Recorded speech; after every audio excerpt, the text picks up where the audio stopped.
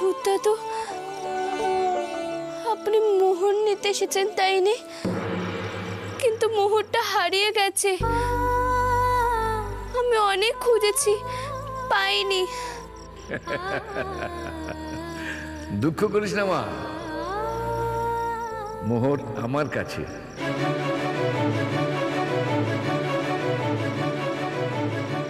এটা খোয়া গিয়েছিল, আমি কেড়ে নিয়ে চলে এসেছি। এনে আঁচলে বেঁধে রাখ রাখ। একটা কথা মনে রাখিস শুধু মা, আমার আশীর্বাদ তোর মাথায় চিরকাল থাকবে। যে কাজে নেমেছিস সে কাজটা সফল করতে হবেই মা, হবেই।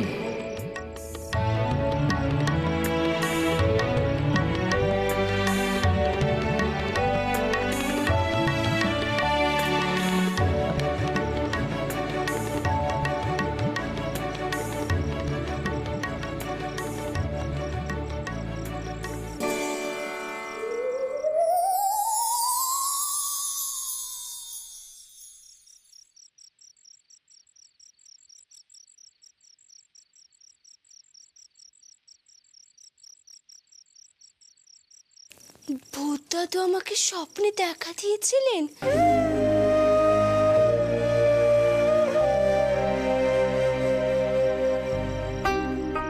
কিন্তু কিন্তু মোহরটা আজ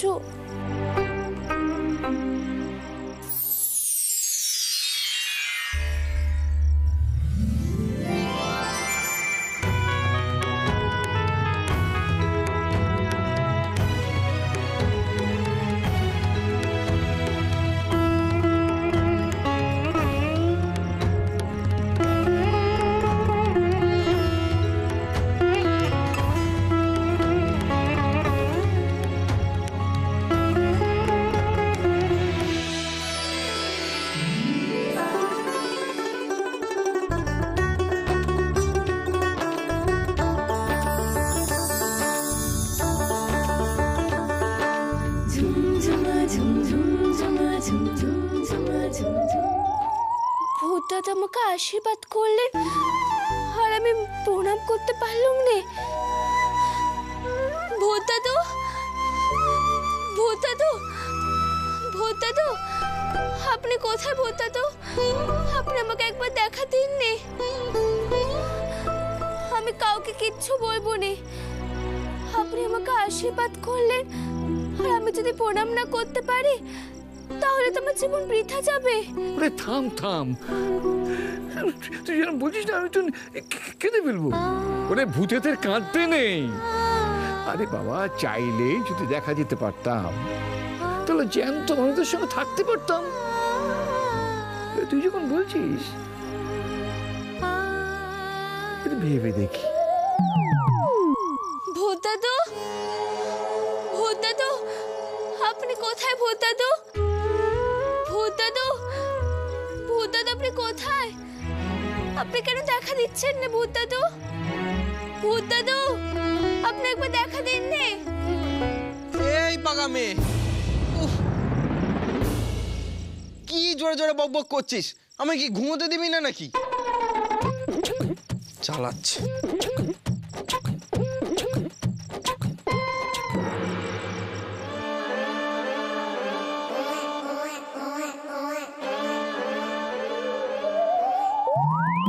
ওরে বাবা, এত নিস্তব্ধ কেন? ভূতগুলো কি জায়গা বদল করলো তবে? এখানে কেউ কি আছে যে বলতে পারে আমরা এই বিপদ থেকে উদ্ধার পাবো কিভাবে? নাকি সব মূর্খরাই মরে ভূত হয়ে এই সভায় জুটেছে? এই সেরেছে। এবার থেকে আমি সাহসের পরীক্ষা নিয়ে তবে ভূতেদের রাখব।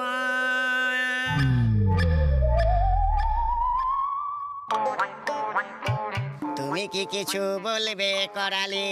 আপনাকে সদুর কথা বলেছিলাম না, ও আমাকে একবার প্রণাম করতে চায় আর কি, যদি একটু দেখা দেওয়ার অনুমতি দেন আর কি।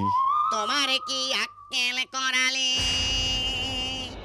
আমরা বিপদে পড়েছি, সেই জন্য সভা চলছে, তাই তোমার কাছে জিজ্ঞাসা করলাম তুমি কিছু বলবে কিনা। কিন্তু তুমি মানুষের সাথে দেখা করার আবদার নিয়ে এলে এই সমস্যার দিনে। হবে না, হবে না, মানুষের সাথে দেখা করা আর হবে না, হবে না। মহারাজ, অপ্রাসঙ্গিক প্রশ্ন করার জন্য তো সাহস দরকার। তারপরে তো সেই পরীক্ষায় নিতে চেয়েছিলেন, আর সেই পরীক্ষায় দিকে তো আমি পাশ দিলাম। এবার নিশ্চয়ই আপনি সদুর সঙ্গে দেখা করার একটা সুযোগ করে দেবেন মহারাজ। হবে না, হবে না, হবে না, হবে না, মানুষের সাথে দেখা করার হবে না।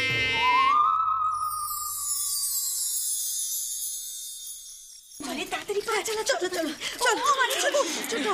শোন, বলছি ঢোকার আগে যা বলছি ভালো করে শুনে নি। হ্যাঁ বলো। ওই সদুর ভূতটাকে কিন্তু যে করেই হোক হাড়ের ভেতর ঢোকাতেই হবে। হ্যাঁ, না হলে ওই সদুর ভূত সারা জীবন ধরে সদুকে আগলে রাখবে, বুঝেছিস? শোন, ওই ওঝা বাবাকে তো বায়না করাই আছে, ওই আমাবস্যাটা কিছুতে হাত ছাড়া করা যাবে না।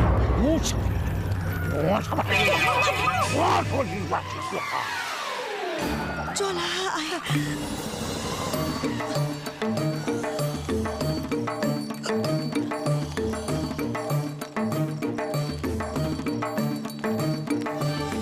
বাবা, বাবা প্রণাম। আমাদের চিনতে পারছেন? ওই যে মেলা এসেছিল আমরা দুজনে।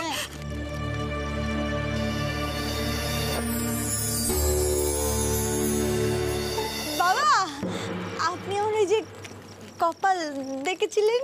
বুঝেছি, মেলা চাপার হরিসাধন বাবুর বাড়ি। ঠিক বলেছি, ঠিক। কিন্তু আগাম তো তোরা দিয়েছিস ভূত ধরার জন্য, কিন্তু কাজ হবে অমাবস্যায়। ওটা নিয়ে বলতে এসেছি বাবা। জানেন বাবা, ওই ভূতটা কাল রাতে আমাদের দুজনকে খুব কীর্তন দেখিয়েছে, খুব কীর্তন। আর একটু হলে আমরা দুজন একেবারে সোজা হরিবোল হয়ে যাব। আমার নাম পঞ্চানন, 54 খানা ভূত ধরেছে। ওরে বাবা রে। এখন তোদের বাড়ির ভূতটা ধরতে পারলেই এই 55 ওঝার 55টা ভূত হয়ে যাবে, সব হয়ে যাবে, তোরা বাড়ি ফিরে যা। বাবা, আমাদেরকে কি করতে হবে? অমাবস্যা তেলে তেল, সিঁদুর, হাতি লেবু, জবা ফুল আর কালো দিঘির 1 ঘটি জল জোগাড় করে রাখবে।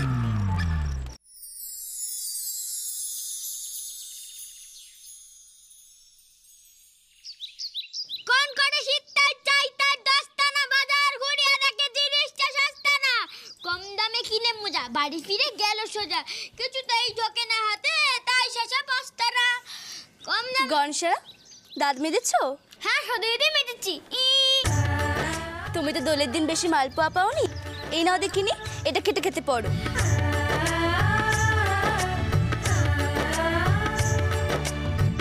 কোন কোনে শীতটাই চাই তার দস্তানা। এনে ধর ধর, ধর। শুধু আমিও কিন্তু পড়লাম। হ্যাঁ, আমাকেও মালপোয়া খেতে হবে। দে দে দে। শুধু আমি কিন্তু খুব রেগে যাচ্ছি। হ্যাঁ, আমি শুনেছি ভালো খাবার খেলে রাগ গলে জল হয়ে যায়। তুমিও পারো বটে লক্ষ্মী দিদি। গনসা, লক্ষ্মী দিদিকেও দাও দেখিনি। এই মালপোয়া ধার জিলিপি দিয়ে শোধ করে দিতে হবে। জিলিপি কোথায় পেলে গনসা? জিলিপি আনতে গেলে তো পদ্মা থেকে বাজারে পাঠাতে হবে, কিন্তু ওনাকে তো সে সকাল থেকেই দেখছিনি। শুধু বর্দা কাল বলেছিল যে বর্দা ওই জিলিপি আর কচুরি এনে দেবে, বোধহয় বাজারেই গেছে।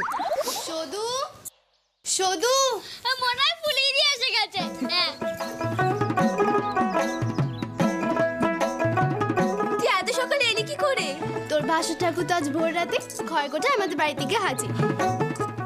বলল তুই নাকি আর যাত্রা লক্ষ্মী সাজবি না, কিন্তু শুধু ভালো তো অনেক বায়না এসছে, সেই জন্যই তো তোকে বোঝানোর জন্য আমাকে নিয়ে এলো তোর ভাসুর ঠাকুর। বড়দাদা তোকে নিশ্চয়ই এই কথাখানা বলেছেন যে আমি কেন যাত্রা লক্ষ্মী সাজবো না? হ্যাঁ হ্যাঁ বলেছি তো, আমি ফুলিকে সব বলেছি, কিন্তু কি করি, প্রতিদিন আসে তো পালার বায়না যে নিরুপায় হয়েও আর না করা যায় না।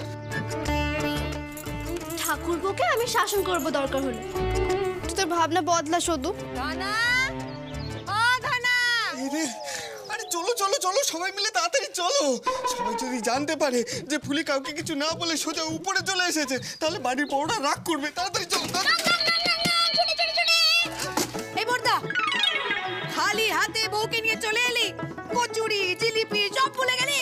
ওরে আছে আছে, সব রান্না করা আছে, গোটা গোটা খাবি কচুরি। চল। যাত্রা লক্ষ্মী না থাকলে নবপুত্র যোগী হবে না। কি করেছে নবপুত্রের মনটা বসাই আমি? এখন শুধু একা আছে, ব্যাপারটাকে জানাতে হবে।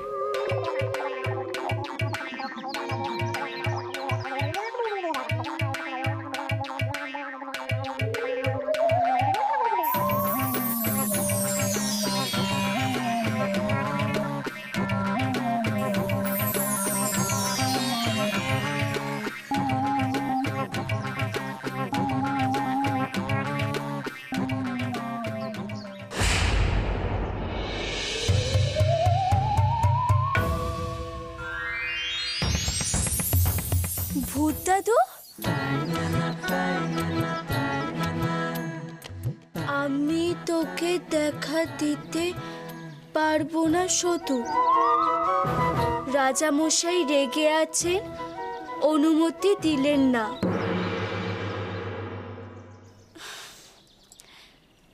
লক্ষ্মী দিদি বলেনি ভালো খাবারে রাগ গলে জল হয়ে যায়? আপনি আমাকে বলুন না ভূত দাদু, ভূতের রাজা কি খেতে পছন্দ করে? আমি সেটাই ওনার জন্য বানিয়ে নিয়ে যাব।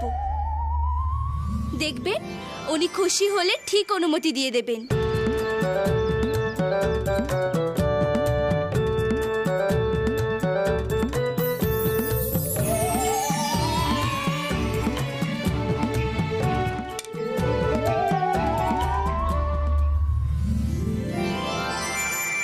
চুনো মাছ?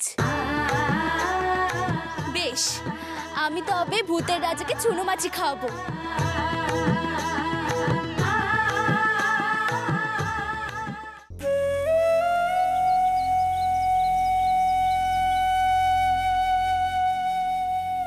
ভূতের রাজাকে যে চুনো মাছ খাওয়াবো ভাবলাম, কিন্তু কি করে জোগাড় করব? বাজারে তো যখন তখন চুনো মাছ পাওয়া যায়নি। চুনো মাছ আমি কোথায় পাবো?